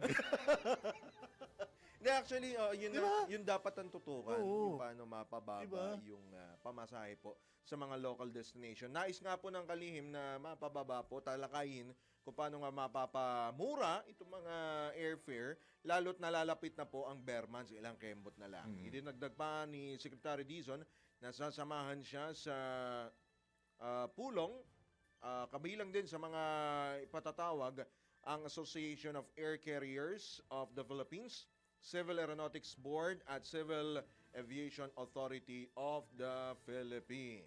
Alam mo, problema dyan, kuya, ilang naman mga foreign tourists ang nadidismaya dyan eh. Kasi pag foreign tourists, mura pa rin sa kanila yan eh. Oo. Ang mga local tourists ang nadidismaya. Alam mo kung Actually, bakit? Mas mura sa Japan, Singapore, Taiwan. Hong Ito Kong. pa yung pakete nila eh. Tapos nagiging parang banyaga ka sa sarili mong bansa. Kaya nga. Di ba? Tayo pa ba ang ika nga pagkakaitan mong makapunta sa Kaya mga ako, magagandang pag destination, pupunta di ako ba? dyan, yung mga mag-aahit muna ako. Kasi napapagkamalang kandayuhan. Pero yung maalukin ako magkano, Hmm. tapos yun Kung nagtagalog ka, kinalahati. Kinalahati. Sabi ko, uupa. Nako. Pero yung mga looking ka na 10,000, ano ba, jet ski yata yun o ano? Jet ski, alam ko, hindi. Lalo na siguro ko pagka nagpunta doon, baka lalo na mas mahal sa Baka iba yun. Hindi Alukin kasi, ka ng gano'n. ano ang problema mo? Ano ang problema mo? Nagpunta ka, ikaw lang mag-isa. Hindi kasi, may Di mo ako kasama rin ako, sinama? may kasama rin akong ano, may kasama rin. Mukha rin foreigner. Foreigner. Ano kasalanan mo? Foreigner kasi talaga. Kasalanan mo. Kasi may mga friends naman tayo na taga, lalo pa kung kasama ko yung pinsan kong Iranian, di ba? Meron Yun naman lang. talagang, ayun, talagang pagkakamalang ka. Commercial ka na. Ikaw kasi, tinuro eh. No? Sa susunod kasi, pag nagpunta ka ron, Pilipino isama mo. Oo. Ako yun. O siya, sige, tayo po ay muling magbabalik makalipas lamang po ilang mga paalala. Oras po natin. Wala kay Kapitan Wenner Contino. Ano yung tawag natin sa kanya? Ha? Nakaraan. Supreme, Hindi, nakalimutan. doktor o engineer. Ang dami, no? Hindi na, ang dami niyang ano, titulo. Sines! President! Sinech President. Ay, grabe ha. Sinech President, Wenner Contino. Paganda ba ng kilay? Ha? Paganda ng dimple. O siya, oras po natin, 7:33 na ng morning. Sa pagbabalik ng ating balitaan, iginiit ng Department of Economy, Planning and Development na nananatili pa rin ang Pilipinas sa pagkamit nito ng upper middle income income country batay sa pamantayan ng World Bank. Ayon kay DEV Secretary Arsenio Balisacan, patuloy na tumataas ang per capita gross national income ng bansa at posible pang makamit ang target na upper middle income status ngayong taon. Dagdag pa ng kalihim, mas mabilis na lumago ang kita ng pinakamahirap na pamilya kumpara sa mayayaman, kaya bumaba ang Gini Index na sukatan ng inequality. Gayunman, natiling hamon ang konsentrasyon ng ekonomiya sa Mega Manila na bumubuo ng higit sa kalahati ng gross domestic product. Pasada Balita. Dinipensahan ng Office of the Vice President ang mga biyahe ni Vice President Sara Duterte sa ibang bansa. Ayon sa OVP, bahagi ng mandato ng pangalawang Pangulo ang makipag-ugnayan sa mga Pilipino sa loob at labas ng bansa. Nilinaw din ang tanggapan ng pangalawang Pangulo na walang ginamit na pondo si VP Sara para sa biyahe niya patungong ibang bansa. Una nang kinumpirma ng OVP ang pagbisita ni Duterte sa Kuwait, kung saan nakipagpulong ito sa mga miyembro ng Filipino community upang talakayin ang mga isyong kinakaharap ng mga overseas Filipino workers. Kasabay nito, tiniyak din ng OVP na patuloy itong nagseserbisyo sa kabila ng limitadong pondo sa pamamagitan ng 10 satellite offices sa bansa at pagpapanatili ng ugnayan sa mga komunidad ng Filipino community sa ibaing dagat. Samantala, tumanggi naman ng Malacanang na kumpirmahin kung nabigyan ng Travel Authority si VP Sara para sa kanyang mga biyahe ngayong buwan. Pasada Balita. Magsasagawa ng public consultation ng Department of Energy ngayong araw, August 19, kasama ang mahigit sa 100 kinatawan mula sa private sectors upang talakayin ang draft carbon credit policy. Layo nito na magtakda ng pangkalahatang alituntunin sa pag-issue, pamamahala at pagsubaybay ng carbon credits sa energy sector upang mahikayat ang mas maraming investment sa clean energy. Bahagi rin ng polisiya ang pagtitiyak ng transparency, accountability at pag-align sa mga obligasyon ng Pilipinas sa Paris Agreement. Matatandang lumagda ang Pilipinas at Singapore ng kasunduan noong Agosto ng nakaraang taon para sa kooperasyon sa carbon credit sa ilalim ng Article 6 ng Paris Agreement. Pasada Balita. Samantala, nanawagan ng Sugar Regulatory Administration o SRA sa Department of Agriculture na paspasan na ang pagpapalabas ng Fertilizer at Pesticide Authority permit para sa mga sugarcane, mga tubuhan. Ito ayon sa SRA, kailangan ng aprubahan upang makabili na ang kanilang tanggapan ang aabot sa 15 milyong pisong halaga ng pestisidyo o pesticides na kailangan para labanan ng red stripe soft scale insect o mga peste na mga namemeste sa mga sugarcane farms sa Negros at Panay Island. Ayon kay SRA Administrator Pablo Luis Ascona, ang naturang permit ang magdedeklara ng clearance para sa isa sa mga tradisyonal na ginagamit na pesticide ng kanilang tanggapan sa mga tubuhan. Samantala, kinumpirma rin ng kagawaran o ng SRA na oras na mailabas ang permit ay agad silang bibili ng pesticides upang magamit sa mahigit 3,000 ektaryang tubuhan na apektado ng RSSI. Ito nga po yung mga peste. Pasada Balita. Sa pagkakataon po ito, mga kabalitaan-kabalitaktakan, tayo pipinalad na makakausap ang mismong chairman ng House Committee on Public Accounts sa katauhan po ni Congressman Terry Ridon. Congressman Ridon, good morning po. Johnny Banyas, Drew Nasino, live na po tayo sa DWIZ, Alu Channel 23. Kong. Good morning po, Kong. Ay, magandang umaga. Maraming salamat sa pag-imbita. Alright. Ano na pong update, Kong, sa inyong isinasagawang pagdinig? May kaugnayan pa rin sa flood control issue sa ating bansa, Kong. Go ahead, sir. Kagabi, nasalang sa budget hearing po, no, si Secretary Amina Pangandaman at si Secretary RC Balisacan, no. So nagbigay sila ng update, no, dito po sa executive-led probe na ginagawa po nila, no. So una, siyempre si Secretary Pangandaman nag-ikot siya sa ilang mga lugar sa Bulacan. May sinasabi siya doon na may ilan daw mga proyekto na parang dapat hindi daw pinondohan, no, ng gobyerno, no. So pero naglinaw din naman siya, hindi din naman niya alam kung anong klaseng mga proyekto ito. Ibig sabihin kung galing ba ito sa NEP o galing ba ito sa mga congressional initiative ng mga kongresista o senador. Yun yung una. Pangalawa, yung DepDev, no, nasa pangula po ni Secretary Balisacan, naghahanda na po sila doon sa gagawin po nilang mga executive-led probe. Pero naglinaw siya na ito po ay very technical daw po na methodology lang kung ano yung gagawin nila. So, check nila kung meron bang nangyaring proyekto, kung kamusta yung implementation, kung completed ba siya, kung substandard ba siya, kung basically ano lang. Pero ibig sabihin, yung inaasahan natin halimbawa na magpapanagot ba sila ng mga sangkot, no? Or magsasabi ba sila na merong problema ito at may kailangan makasuhan, parang hindi daw yun yung gagawin. Nito po, executive-led probe. Ang gagawin nila, after po ng kanilang report, parang i-endorse na nila either sa ombudsman, or sa kung ano man law enforcement, ito Mhm. pong mga findings po nila. Kung medyo nagulit lang ako, of all provinces, bakit Bulacan ang unang pinunteriya? Hindi ko alam. Wala akong dahilan para naman i-judge yung motive ni Secretary Panganda. Pero siguro baka yun yung mas malapit sa Malapit. Metro Manila. Mas Baka lumubog. yun yung dahilan. At saka, yun din yung talaga inabot ng bagyo din Correct. yung nakaraan. So baka I see. yun ang pinuntahan lang talaga ni Mhm. Secretary Pangandaman. Pero yun yung basically, dahil budget hearing, unang araw ng budget hearing, yun yung pinaliwanag po na executive, no?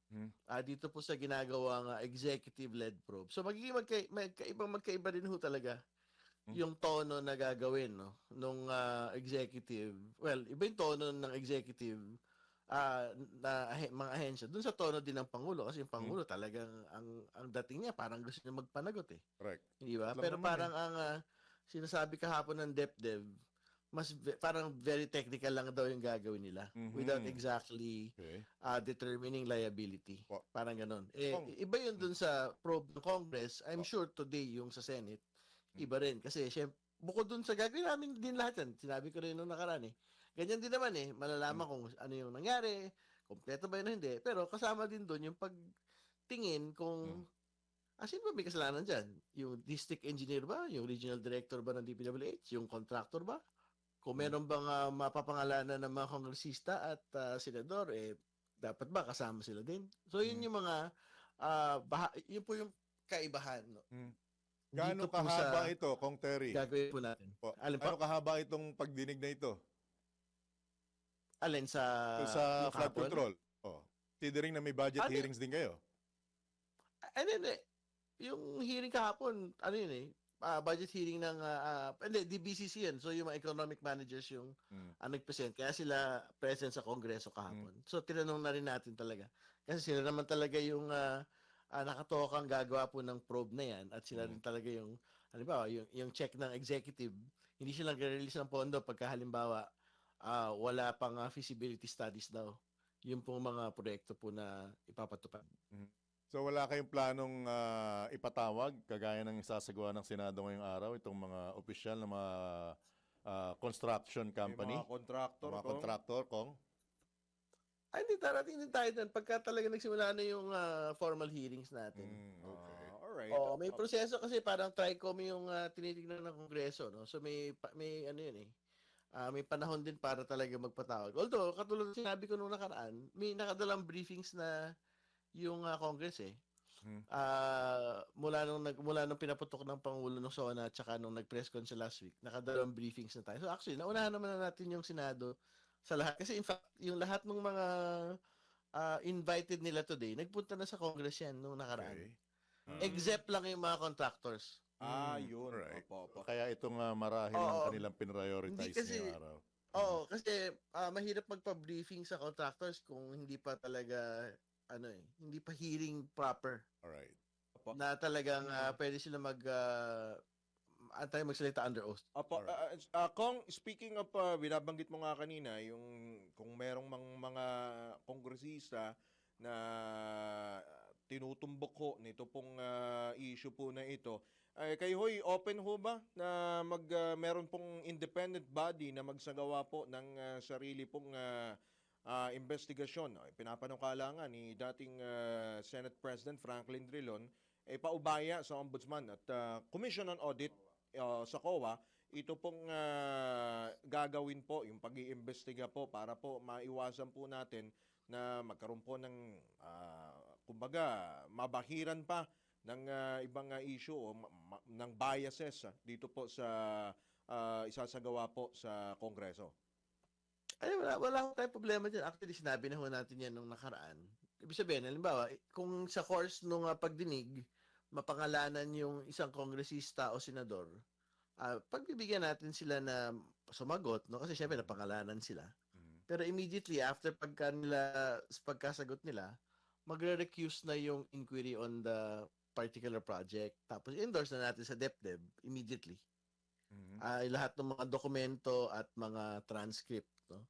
Kung saan napangalanan yung kongresista at yung paliwanag ng kongresista dyan sa bagay na yan. Ang purpose nun, yun nga, yung binanggit nyo na, para hindi ma-subject yung Congress sa conflict of interest, no? At maakusahan na baka gagawin natin plataforma yan para magtakipan ng mga kasama ho natin.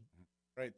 Kung Terry, maraming nagtatanong na at umaasa na kumpara ng mga nakaraan, maraming hearing, maraming pagdinig, maraming investigasyon na may mga naibunyag, pero bandang huli, mukhang walang napanagot. Sa pagkakataon pong bang ito, masitiyak natin, Congressman Ridon, na may mga dapat managot, mananagot talaga sa batas natin, Kong? Uy, alam niyo yung pinaka-low-lying fruit dyan sa investigasyon na yan, yung parang Pharmalin na kumpanya. Yung base sa Mountain Province, yung 250,000 lang yung capitalization. Low-lying fruit yun kasi yung Pharmalin na panagot yun, 600,000 yung capitalization. Tapos ang sitwasyon nung COVID, emergency procurement yung palusot nila. Bakit nila yun ginamit na kumpanya? Sa infrastructure, wala namang emergency procurement eh. Hindi ba? So, ibig sabihin, ang kailangan malaman doon, ba't yung pinalusot? Sino yung nagpalusot ng mga bilyon-bilyon piso na mga proyekto? Tapos 250,000 yung capitalization ng kumpanya. Ayun. So, yun pa lang. Tingin ko, meron ng makakasuhan doon. Kasi meron, ibig sabihin nun, may pumayag na taga DPWH nabigyan ng kontrata yun despite wala siyang financial track record eh. Di ba? So, ibig sabihin, kung yung Pharmalin kinasuhan na ganun, halos ganun, mas mabigat, na mas mababaw pa, kasi nga, emergency procurement yung kanila, ngayon, wala nang emergency procurement, binigyan nyo pa rin ng kontrata. Yun, sigurado ako, tingin ko magkakaroon ng kaso yun. Alright. MG Samidan, yung tinutukoy mo kung dito, no? Yung 250,000 na kapital pero bilyong-bilyong piso po yung nakakuha na proyekto sa Northern Luzon area, no? Diyan sa may Cordillera. Parang based dun sa report, parang hindi, sabihin na natin, ang nag-break niyan inquirer sila nag-research, no? So talagang sila yung ano niyan. Yan yung kumpanya na yan. Tapos pangalawa, yung in-inspect ng Pangulo na sabi niya, di ba, manipis yung semento. Sa Iloilo po ito? Hindi, dalawa yan, Iloilo at saka Bulacan eh. Isa lang yun, St. Timothy, yung may banggit ko hindi naman ako nagsabi, Pangulo naman sabi nun. So, Bulacan saka Iloilo. Yung sinasabi niya na manipis yung semento, manipis yung bakal, pinapunta niya yung diver, di ba? Parang maigsi. Di ba? Yan yung pinapaliwanag niya. Basically, hindi tumalima sa project design. Yun pa lang, mukhang may problema na doon kasi meron taga DPWH na nag-sign off doon na parang, okay na to, boss. Di ba? Ang kailangan lang malaman doon sa mga proyekto, sino yung pumirma doon. Di ba? Sa DPWH. So yun. Kasama rin pati yung mga dating DPWH secretary na sa mga ipapatawag sakali, no, Kong? Hindi, siguro hindi. Tingnan pa natin kung halimbawa kasangkot kasi halimbawa may mga proyekto na hanggang level na ng district engineer, di ba? So maliit na proyekto lang 'yun. I think hindi lalagpas sa 100 million. Mas mataas pa doon regional director na yung doon may accountability. Baka pag mas mataas pa doon, national na, central office na. So tingnan natin kung paano yung magiging kasi malalaman natin yan sa course nung pag tinilad-tilad yung mga proyekto kada proyekto. Alright, Kong, baka meron pa ho kayong mga panawagan, mga anunsyo po, lalo po sa atin pong mga kababayan at syempre yung mga kabilang po dito sa issue po na ito. Tingnan natin mamaya yung maging hearing ng Senado. Anyway, nasa kanila naman, tingin ko lang naman yan. Ang maging update mamaya naman kung ano yung side ng contractors Kung ano yung paliwanag nila dun sa mga manipis at maninipis na semento, maninipis na bakal. Pero yun na yung I think pinaka-update, no? Mula dun sa mga nagdaang mga araw. Kahapon kasi nga, katulad binanggit ko, executive, nagkaroon na. So, nagbigay sila ng ilang paglilinaw. Pero kung sa mga listahan ng mga makakasuhan, tingin ko yung talagang low-lying fruit, yan nga, yung 250,000, no emergency procurement, pero binigyan pa rin ng mga kontrata. Okay. Marami pong salamat, Kong, sa inyo pong oras at abangan po namin yung mga susunod pang mga update at mga susunod pang kabanata. Maraming salamat. Magandang umaga po. Thank you, Kong. Kong. Good morning. Salamat. Ingat. Magandang Ingat umaga. din po kayo. Bye. Alright. Congressman Terry Redon po ang kinatawan po ng Bicol Saro Party List at chairman din ng House Committee on Public Accounts. Pasada Balita.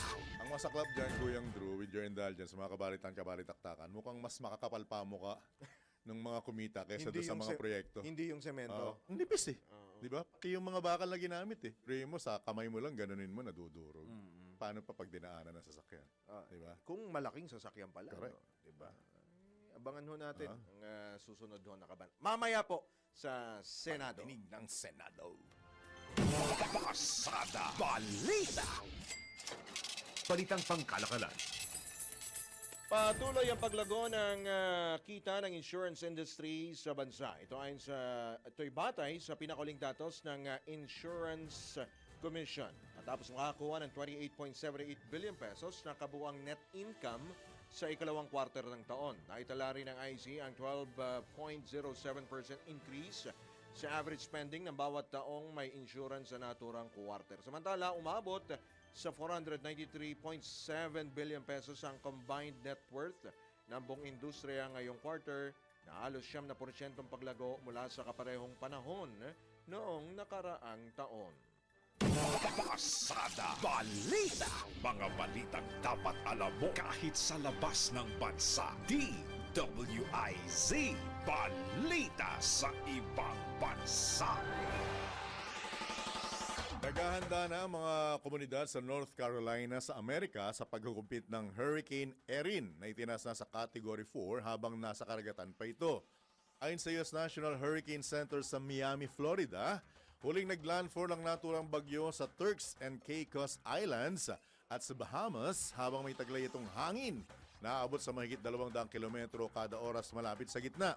Dagdag pa ng mga forecaster, bagamat hindi tatama sa kalupaan ng hurricane, magdudulot pa rin ito ng malalakas na hangin at storm surge dahilan kung bakit pinalikas na ng mga otoridad ang mga komunidad na malapit sa mga dalampasigan. Pasada Balita. Sa mundo ng palakasan, ang latest malalaman sa DWIZ Sports News. Gilas coach Tim Cone may gustong ipasok sa Philippine National Basketball Team. Sino kayang mga players yan? Oh, hindi ako yan ha. Hindi ba ikaw? Hindi. Hindi ka. Injured ako eh. Alamin natin kung sino-sino yan. Iyan ang sports update mula kay Ian Articona. Good morning, Boss Jan at Boss Drew! Narito na ang latest sports update. Bukas si Gilas Pilipinas coach Tim Cone na magdagdag ng manlaro sa pambansang basketball team matapos ang kanilang pagkatalo sa quarterfinals ng FIBA Asia Cup. Ilan sa mga napupusuan ni Cone na ilagay sa Gilas roster ay sina Renza Bando, Xavier Lucero, Troy Rosario, RJ Abarientos, Anje Kwame at ang Phil-Am na si Quintin Meliora Brown. Nabati na nireclassify si Meliora Brown bilang isang local na manlalaro ng FIBA kaya nangahas si Cone na isama siya sa kanyang shortlist. Samantala, masaya rin si Gilas rising star Dwight Ramos sa posibilidad na makakasama niya sa pambansang koponan si QMB bilang pangatlong batang big man kasama ni na AJ Edu at Kai Soto. At yan ang sports balita. Ako si Ian Articona, nagbabalita ng tama, naglilingkod ng tama. Pasada Balita. Balitang pangkalusugan. Alam mo ba na maaari mong makuha ang sakit ng mga taong lulong sa pagyoyosi kahit hindi ka naman naninigarilyo? Ang tawag po dyan, secondhand smoke. Kung saan nalalanghap ng isang tao ang usok mula sa mga taong nagyoyosi sa paligid nito. Kabilang sa mga sakit na maaari mong makuha bunsod ng palaging panglanghap ng usok ng yosi ang sakit sa puso, stroke at lung cancer na maaari magdulot ng maagang kamatayan. Kaya naman payo ng mga eksperto sa mga mahilig magyosi.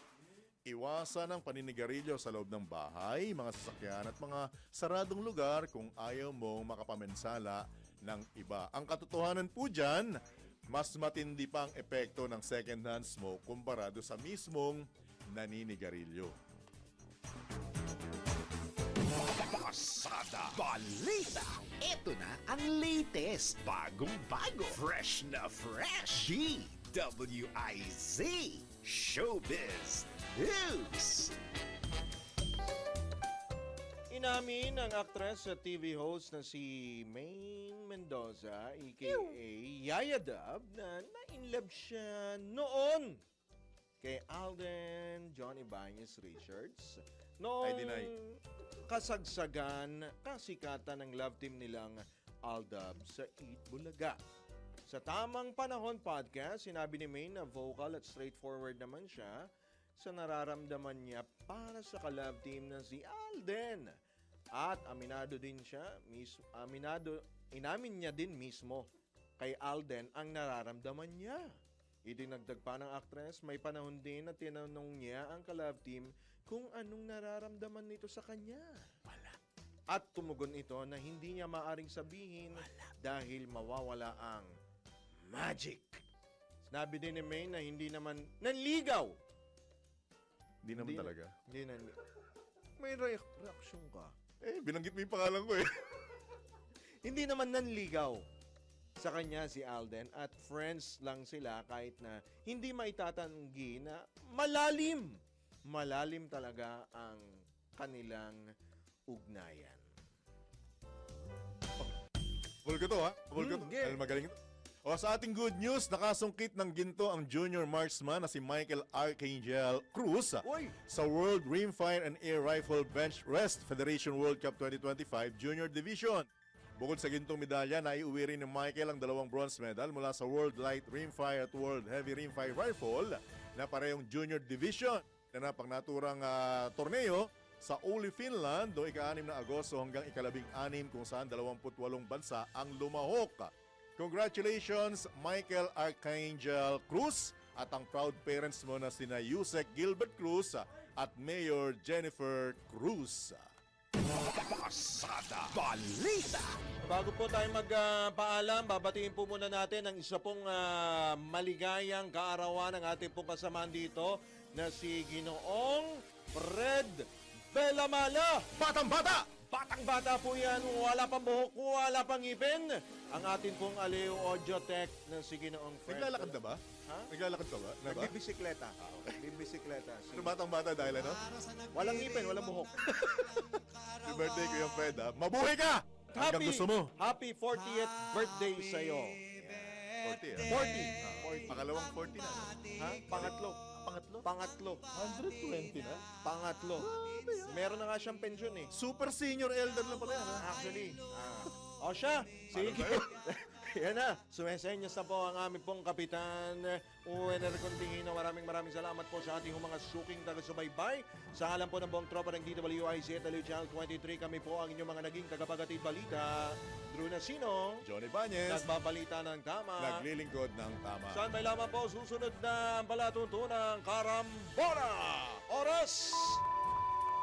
Hanap na po ang alas 8 na ng morning. Happy weekend! Mwah! Chup! Ang mga balita, dudublihin ang pasada. Ang mga kontrobersyal, mga viral, mga trending na mga tao. Dalawang mas matinding papasadahan. Mga pangyayaring nakikita sa kalsada.